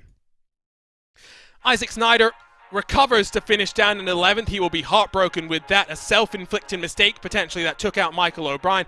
Chris Reagan, Richie Hearn, and Hugo Gallas with Will Gibson, Brian Hoffman, and Matt Taylor and David Rodriguez, the final cars on the lead lap. Michael O'Brien with significant damage, 1 lap down along with Rodrigo Munoz, completing the top 20. 2 laps down was Jim Herrick and Paul Jenkins, while the graveyard of cars was substantial. Chris Fowler, Craig Forsyth, Adam Young, Gary Godso, Cristobal Valenzuela, Chris Staples, George Enzaldo, Dustin Wardlow, and the list goes on and on and on. Luis Gonzalez Nunez, Lionel Callisto, Luke Daniels, Marius Valikas, Danny Roberts, Matthew Schofield, Brett Accord, and Scott Holmes. The 38 cars that took to the track to get us underway. The second largest field that we've seen in a season opener here in the Lionheart Retro Series. Well, takes us quite nicely into the HyperX post-race show, because the Lionheart Racing Series is powered by HyperX, makers of premier gaming gear like the legendary ultra-comfortable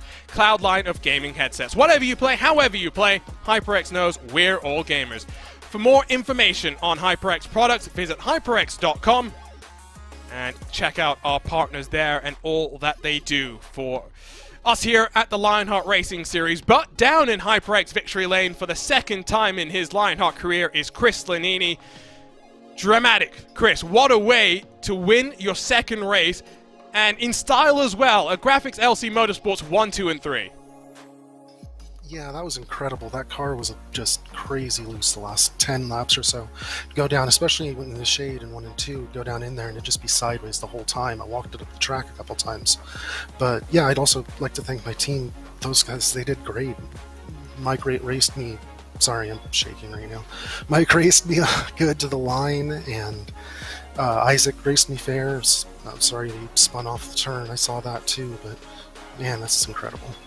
I can understand the emotions, and talk to us about the entire race. You're saying that the car was loose at the end, but it looked like it was a racy car. It allowed you guys to be 2 and 3 wide, even with 38 cars in that pack, but it's one that required you to really be in control of the car.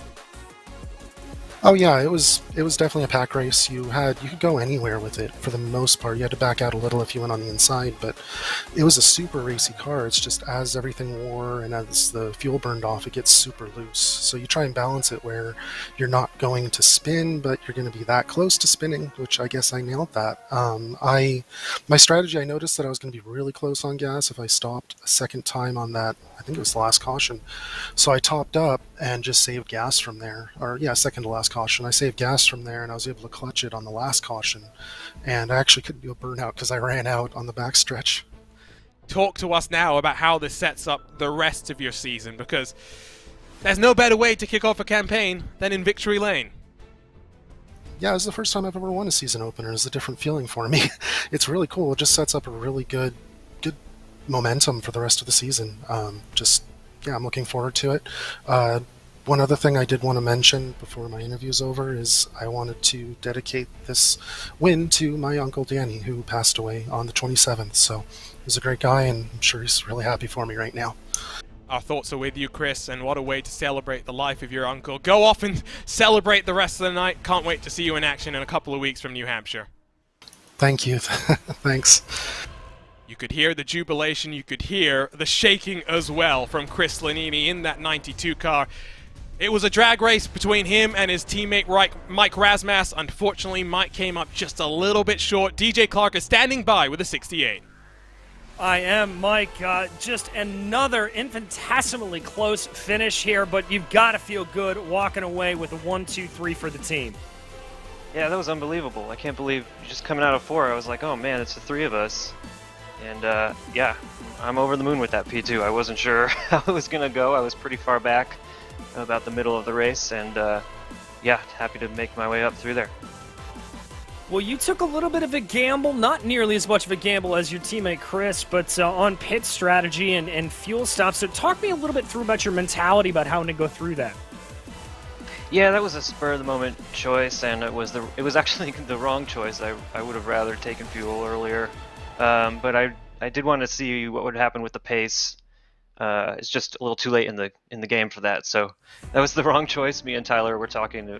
We could have done a little bit, been a little bit smarter there, but it kind of ended up working out for us at the end just by kind of luck a little bit there. Well, luck or however it was a fantastic end to the race for you. And I've got to ask you, with a 1-2-3, you're clearly solidifying yourselves up on to the podium here for the team's championship. But are you eyeing the team's championship more, or are you eyeing the driver's championship? Oh, it'll be a little bit of both this season. I mean, I'm definitely just looking to have a good time with my friends and see where we end up. So far, so good. It's kind of going well on both fronts there. So we'll just see if we can keep up some, competitiveness with all the different tracks we've got coming up. Well, we're looking forward to seeing you. Anybody you want to thank here for this second place today? Just Graphics LC, Tyler Graff, Mark Cohn, all my buddies there, and and George for putting on Lionheart again this season. I think it's only getting better and better. And also thanks to you all for putting on the broadcast. Love these broadcasts. Well, thank you, Mike. That was Mike Rasmus, your second place finisher here today. Arjuna? And completing the top 3 suite for the Graphics LC Motorsports camp, it was Tyler Groff in that number 98 machine. Tyler, talk us through those last 10 laps or so when things looked like they were getting hairy. You worked your way through the chaos and the carnage. Great day for you, great day for the team. Oh my gosh, dude. I didn't even know it was 1, 2, 3 for the team until we came off of 4. Those last 10 laps, that was the most difficult driving I've ever dealt with. I almost lost it with 3 or 4 to go in turn 2. And I had damage from when I avoided Fowler's spin. I slid up into the wall trying to avoid him, and the right rear got tweaked. So I literally couldn't turn the wheel anywhere past the 11 o'clock position, and the set had the wheel basically at that 11 o'clock position. So I basically spent that last 10 laps turning right. I'm just so thrilled for the team. I'm so happy for Chris, Mike too. This is awesome for the team. I don't think any of us expected it to go this well, to miss all the wrecks, and just kind of be in the right place at the right time. But I'm ecstatic. Now you're competing in all 3 of the Lionheart sanctioned competitions. Yesterday you got your IndyCar campaign underway. What's it like for you having to switch back and forth between 2 cars that are, totally different? So I'm actually only running the Triple Crowns for Speedway, so I'll actually be up in the booth helping the league out for those. But yeah, the IndyCar is completely different. It requires a lot more patience to drive it, especially at Homestead. Especially last night, overtaking was so difficult last night that finishing 20th and just kind of having nothing go wrong and having an uneventful race was kind of a win, just because of how difficult it was. But between the 2 cars, it's completely opposite. The way you drive it, the way you attack the corner. The Indy car likes it a little bit more if you kind of gingerly go in. The retro car kind of lets you throw it in, unless you're on low fuel. And then I haven't driven the DW12 in years, so but I'm just really happy for the team. Happy for Chris. I know this one meant a lot for him. Happy for myself too. I've had a bad day personally, so it's just great to start the season off this well. And you competed only in a couple of races in this car last year. How does this? You're doing full time in retro, right? Just to confirm. Yeah, that's the plan. Assuming I get my work schedule switched, I'm on vacation time right now, actually. So, yeah, that's the plan. Yeah, I'm excited.